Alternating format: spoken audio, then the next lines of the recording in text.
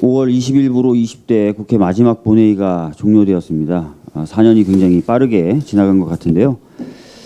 20대 국회에 대한 다양한 평가가 가능하겠지만 법안 처리라는 측면에서 봤을 때는 아쉬움이 많이 남습니다. 다 아시겠지만 20대 국회는 법안 처리율이 36.6%로 역대 최저치라고 합니다.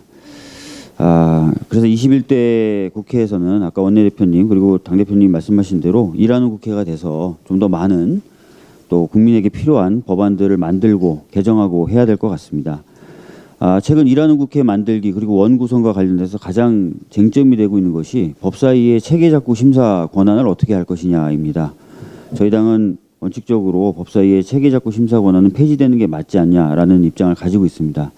근데 제가 찾아봤더니 과거에 새누리당에서도 법사위 체계작구 심사 기능을 폐지하자는 내용을 담은 국회법을 발의하셨더라고요. 2012년에 강기훈 의원이 대표 발의한 국회법 일부 개정 법률안에도 그런 내용이 담겨 있고 2015년에 김성태 전 원내대표님이 발의하셨던 국회법 일부 개정 법률안에도 그러한 내용이 담겨 있었습니다. 그리고 2016년에 최경환 당시 원내대표님의 원내교섭단체 대표연설에서도 역시 법사위의 체계작구 심사 권한 폐지를 주장하셨던 것으로 확인이 됩니다.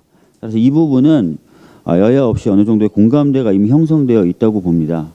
이런 내용들이 반영이 돼서 21대 국회에서는 법사위의 체계작구 심사 권한 남용으로 인한 부작용이 없는 형태의 원구성이 이루어지기를 바랍니다. 내일은 고 노무현 대통령님 서거 11주기입니다. 당대표님 그리고 당선인들과 함께 내일 봉하마을 방문할 예정입니다. 우리 정부가 국민의 높은 신뢰를 받으면서 코로나19 위기를 극복해가는 지금의 모습을 보신다면은 아마 고 노무현 대통령님 굉장히 뿌듯해하실 것 같습니다. 저는 21대 국회의 가장 큰 과제 중에 하나가 바로 검찰 개혁이 아닌가 하는 생각을 하고 있습니다. 제가 최근에 한만호 비망록에 대해서 말씀을 드렸었는데요. 대검찰청에서는 이 한만호 비망록에 대한 해명 자료를 배포했습니다. 그런데 대검찰청의 해명에는 여전히 부족한 부분이 있어 보입니다.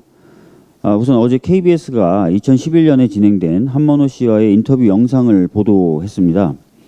이 보도에 등장한 한만호 씨의 이야기는 문제되고 있는 비망록의 내용과 매우 유사했습니다. 이 인터뷰를 한 기자를 제가 직접 만나서 이야기를 좀 들어봤더니요. 당시 인터뷰는 굉장히 편안한 상태에서 진행이 됐었다라고 얘기를 합니다. 이렇게 2008년에 사기죄로 유죄 판결을 받은 자신의 형기를 다 채우고 나온 후에 아주 편안한 상태에서 이루어진 인터뷰의 내용이 과연 완전히 허위일까 하는 의문이 듭니다. 다음으로 검찰은 73회에 달하는 한만호 씨에 대한 출정 조사가 수사상 필요했고 적절한 조치였다고 말하고 있습니다. 그런데 70회가 넘는 출정 조사 중에 검찰이 조서를 남긴 것은 단 5회에 불과합니다. 그렇다면 68번의 조사는 했지만 기록은 남기지 않았다는 것입니다. 검찰의 해명을 통해서도 이건 확인이 된다는 겁니다. 그런데 기록도 안 남긴 68회의 출정 조사, 이게 과연 적법한 것입니까? 이게 과연 적정한 것입니까? 이 부분에 대한 의문도 분명히 풀려야 될 거라고 생각합니다. 20대 국회에서 막혀 있었던 검찰개혁 등을 비롯한 권력기관 개혁을 더 힘차게 추진하는 것이 바로 노무현 대통령님이 정신을 잇는 길이라고 생각합니다. 이상입니다.